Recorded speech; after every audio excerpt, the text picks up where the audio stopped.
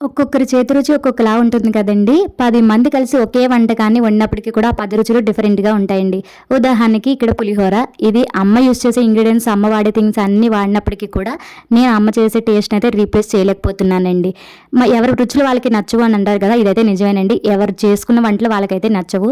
And అలాగే చేతి మహిమ అదేనండి. ఒక్కొక్కరు చెయ్యి బట్టే రుచి మారుతుంది అంటారు కదా! ఇది కూడా 100% నిజమేనండి.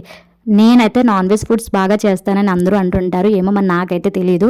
మరి మీరు ఏ ఫుడ్ అయితే చేస్తారో నాకైతే కామెంట్ జేయండి. చిన్నప్పుడేంటంటే మనకి ఏదైనా పండగైనా, పబ్బమైనా, శుభకార్యాలకు మాత్రమే పిండి వంటకాలు వండుకునేవాళ్ళం. కానీ ఇప్పుడైతే అలా కాదండి. మన మూడ్ బట్టి ఎప్పుడు కావాలితే అప్పుడు, ఎప్పుడు తినాలనిపిస్తే అప్పుడే వండుకుంటున్నాం. ఇదొక అందుకు మంచిదే కానీ ఇప్పుడుండే పిల్ల బుడంకాయలకి మాత్రం ఈ రుచులు నచ్చట్లేదు.